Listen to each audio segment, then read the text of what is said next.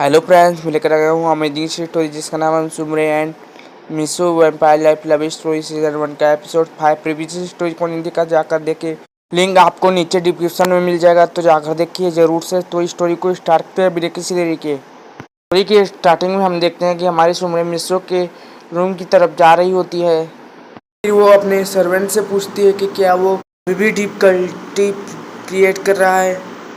Servant सुमरे को बताते हैं कि मिसो ने 2 दिनों से कुछ नहीं खाया है। सुनकर हमारी सुमरे कहती है कि ये लड़का यानी कि हमारा मिसो उसके लिए कितनी ज़्यादा परेशानी क्रिएट करता है। तो यहाँ पर हम देखते हैं कि जो हमारी सुमरे होती है वो मिसो के रूम में आ गई होती है और यहाँ पर हमारा मिसो चादर ओढ़ के लेटा हुआ होता है। तो वो कहती है कि अगर तुम भूख हड़ताल में चले गए तो तुम ये ना सोचो कि मैं तुम्हें यहाँ से जाने दूंगी। फिर वो मिसो के ऊपर से चादर खींच लेती है, तब भी मिसो उसकी तरफ नहीं देखता।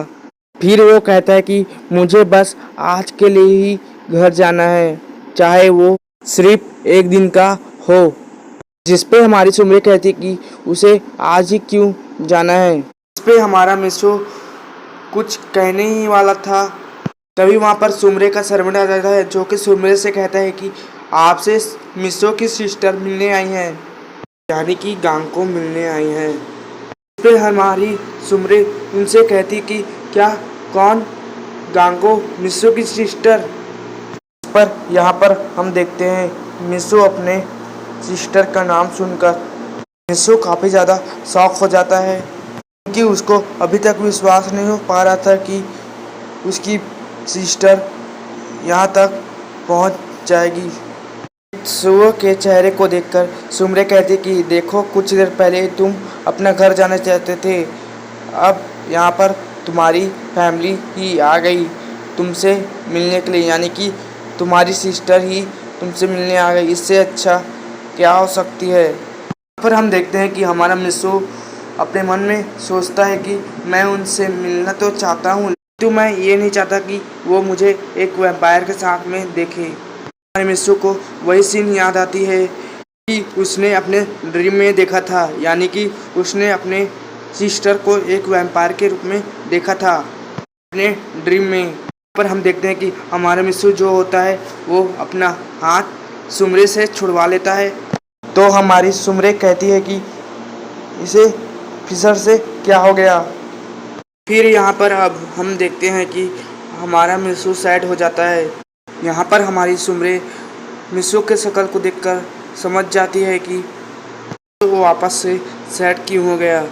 वो मिसो से कहती है कि तुम ये नहीं चाहते ना कि तुम्हारी सिस्टर मुझे तुम्हारे साथ देखे, तो तुम मेरे साथ चलो। हम देखते हैं हमारी जो सुमरे होती है वो उसे खींचकर अपने साथ उसी रूम की ओर ले जाती है।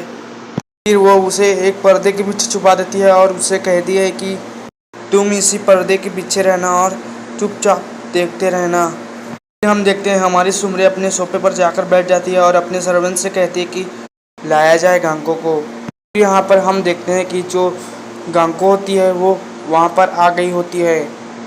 इस छोटी सी सिस्टर को देखकर मिसो से कंट्रोल नहीं होता, वो उसका नाम लेने ही वाला होता है कि उसके पीछे खड़े सर्वेंट उसे चुप करा देता है।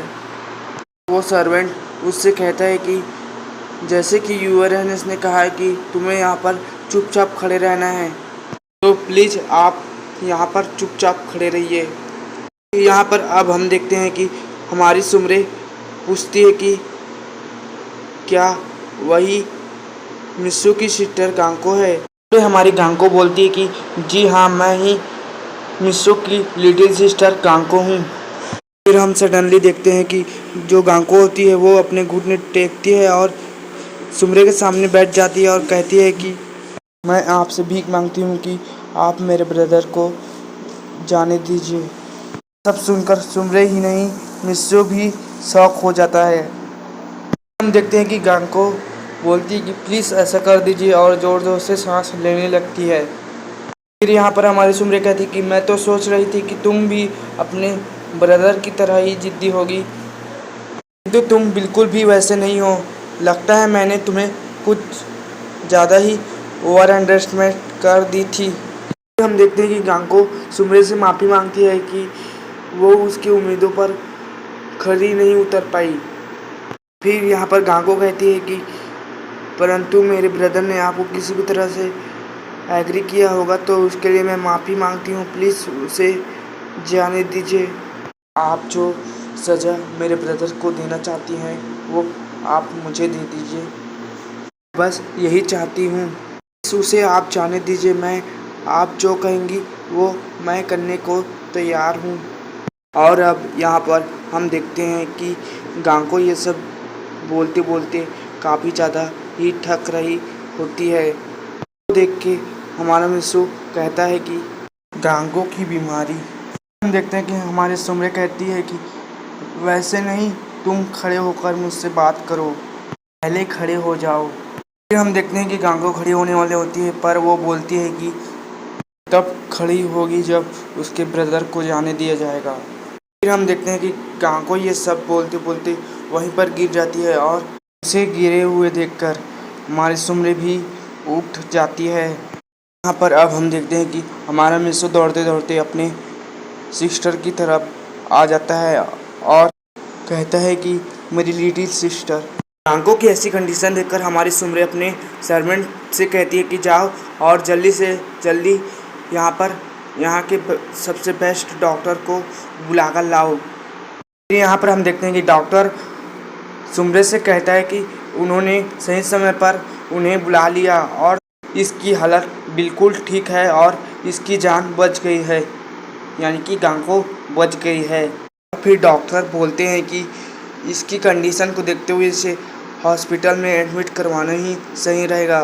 इसको सुनकर हमारी सुमरे के अपने सर्वेंट से कहती है कि जल्दी से सब कुछ तैयार किया जाए ताकि गांको को हॉस्पिटलाइज करवा सके, यानी कि गांको को हॉस्पिटल में एडमिट करवाया जा सके। फिर यहाँ पर अब हम देखते हैं कि सुमरे सोच रही होती है कि बस इस लड़के को थोड़ा सा लेक्चर देना चाहती थी और मैं उसे रियलाइज करवाना चाहती थी कि वो कितने ज़्यादा पानी में है और वो मुझे छोड़कर कहीं नहीं जा सकता।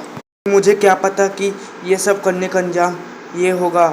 फिर हम उतने में ही हम देखते हैं कि यहाँ पर हमारा मिस्सू भी गिर जाता है। यहाँ पर मिस्सू को गिरे हुए देखकर सुमरे कहती है कि अब इस लड़के को क्या हो गया।